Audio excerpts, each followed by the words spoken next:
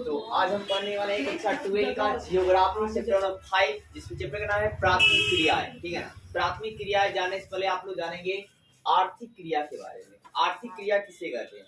तो देखिए, मानव की वे क्रियाएं जिससे आय प्राप्त होती है उसे आर्थिक क्रिया कहते हैं। मतलब मानव की कोई भी क्रिया जिसे आय प्राप्त होगा, आय मतलब इनकम, रुपया आएगा, पैसा आएगा, उसे आर्थिक क्रिया कहा जाएगा। जैसे आप मजदूरी करते हैं तो इसे भी आर्थिक क्रिया आएगी, आप खेती करते हैं तो भी इसे आय आएगा, पैसा आएगा, अगर आप बिजनेस करते हैं तो उससे भी आएगा।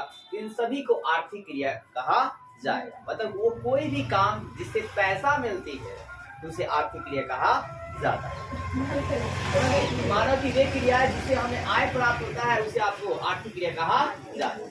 अब देखिए आर्थिक क्रियाओं का वर्गीकरण क्या लिखा है? आर्थिक क्रिया क्या जी?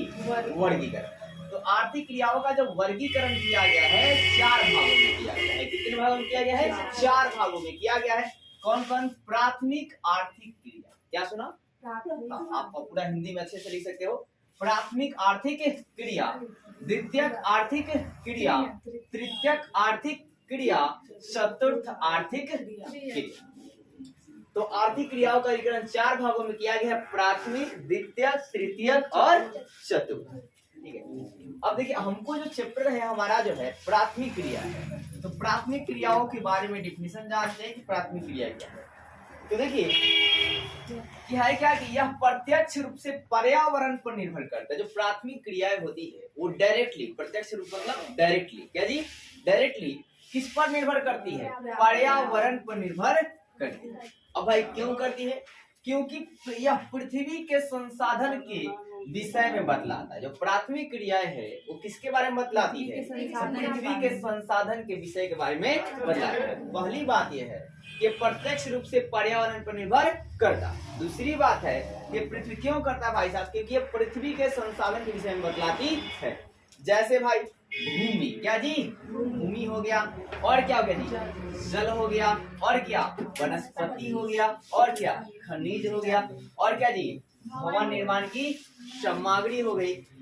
ये सब कहाँ से मिलते हैं? पृथ्वी से। कहाँ से जी? पृथ्वी से। हम लोग मतलब मान लो कि पानी के लिए किस पर निर्भर है? पृथ्वी पर। क्या जी?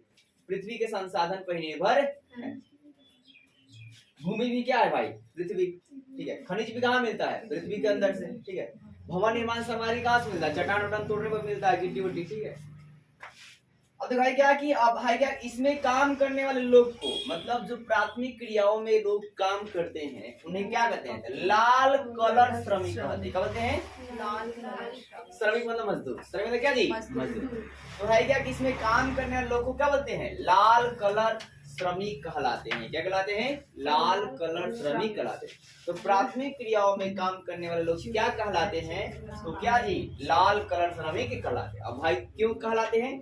क्योंकि यह इनका कार्य क्षेत्र जो है घर से बाहर होता है। कहता जी घर से क्या होता है? बाहर होता है, इसलिए इनको लाल कलर श्रमिक कहते हैं। अब देखिए आगे देखिए आखेट और भोजन संग्रह या एनसीईआरटी का टॉपिक है। आखेट क्या होता है? आइए तो देखो भाई आदिकालीन मानव मतलब जो जंगल में रहते थे। ठीक है। आदिकालीन मानव मतलब क्या जी? जो जंगल में रहते थे।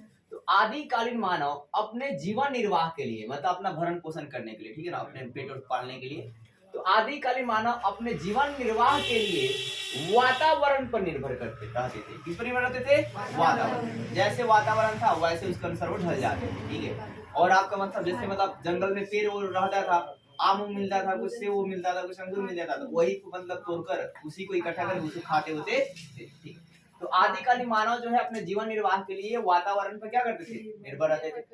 फिर उनका जीवन निर्वाह 2 कार्यों द्वारा होता था। कितने कार्यों से होता था? जो आदिकालीन मानव होते थे उनका जीवन निर्वाह कितने तरह से होता था? 2 कार्यों द्वारा। पहला पशुओं को आखेट कर। पशुओं क्या जी? पशुओं को आखेट कर मतलब है पशुओं को पाल कर। पशु क्या जी? आखेट का मतलब है पशुओं को पालना। ठीक है। जैसे भेड़ चराकर, बकरी चराकर, ठीक है, ये सब कर।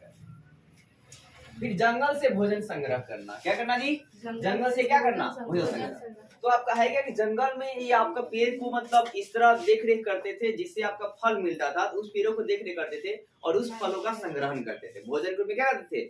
संग्रहण करते थे। संग्रहण मतलब इकट्ठा करना। क्या करना? इकट्ठा करना। जैसे मान लो कि मतलब उन्होंने मतलब आज तोड़ कर लाया मतलब और उस फल का देखरेख भी कर देते, ठीक है ना, मतलब कोई जानवर उसे खा वो न जाए। फिर आप याद रखना कि भोजन संग्रह विश्व के 2 भागों से किया जाता है। भोजन संग्रह विश्व के कितने भागों से किया जाता है? 2 भागों से। कितने भागों से? 2 भागों से। अब ये 2 भाग कौन है? तो एक उच्च अक्षांश क्षेत्र से, किससे जी? उच्च अक्षांश क्षेत्र से, और एक निम्न अक्षांश क्षेत्र से। एक उच्च अक्षांश के क्षेत्र से और एक निम्न अक्षांश के क्षेत्र से। देखिए अक्षांश मैंने एक बार आपको बताया था कि ये मान लीजिए आपका अर्थ हो गया, क्या हो गया? अर्थ। तो इसके जो बीचों बीच रेखा होगी वो है भूमध्य रेखा। वो क्या जी? भूमध्य रेखा। इसके बीचों बीच रेखा कौन सी रेखा है? भूमध्य रेखा। ये कौन सी रेखा है? मतलब जो पृथ्वी के 2 भागों में बांटती है उसे भूमध्य रेखा कहते हैं या विषुवत रेखा कहते हैं, या इक्वेटर इंग्लिश में कहा जाता है। और आपका जो इसके ऊपर ऐसे कर कर भाई साहब 80 लाइनें हैं और इसे कहते हैं अक्षांश। क्या कहते हैं? अक्षांश। क्या कहते हैं जी? अक्षांश। और ऊपर वाले को कहते हैं उत्तरी अक्षांश। क्या कहते हैं? ये सब उत्तरी अक्षांश है। क्या है? उत्तरी अक्षांश है। और जो इसके नीचे लाइन होगी, जो इसके ऐसे नीचे लाइन होगा, आपने ग्लोब में ऐसे देखा होगा, ठीक है, तो इसको कहा जाता है दक्षिणी अक्षांश। क्या जी? इसे क्या कहते हैं? दक्षिणी अक्षांश। इसको ऊपर वाले को उत्तरी अक्षांश, ऊपर वाले को उत्तरी अक्षांश, नीचे वाले को दक्षिणी अक्षांश। आप देखिए पूरा अब ये ग्लोब बनकर रेडी होगा हमारा। अब देखिए इसमें जब मतलब जो ऐसे लाइन होती है जो इस प्रकार की, जो पेंडिकुलर वर्टिकल लाइन ऐसे है ना जी, ये आपका जो है देशांतर है। क्या है? देशांतर। क्या जी? देशांतर। तो समझ गए? जो आपका ऐसे लाइन रहेगा भाई, ठीक है, हॉरिजॉन्टल टाइप का, वो क्या होगा आपका? अक्षांश। क्या होता है?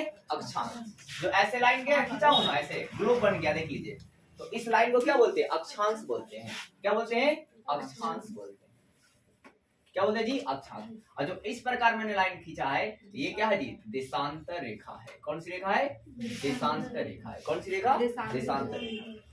तो यही मैं यहाँ पर बता रहा हूँ कि आपके उच्च अक्षांश के क्षेत्र और क्या जी निम्न अक्षांश के क्षेत्र से भोजन को संग्रह किया जाता था। अब देखो उत्तरी उच्च अक्षांश क्षेत्र भाई कौन कर, तो उत्तरी कनाडा, उत्तरी यूरेशिया और दक्षिणी चिली। फिर निम्न अक्षांश के क्षेत्र में कहां से भाई? अमेजन बेसिन से उष्णकटिबंधीय अफ्रीका से और क्या ऑस्ट्रेलिया से दक्षिण पूर्व एशिया का आंतरिक प्रदेश। उम्मीद करता हूँ वीडियो आपको अच्छी लगी। वीडियो को लाइक कीजिए, ज्यादा शेयर कीजिए और चैनल को सब्सक्राइब कीजिए।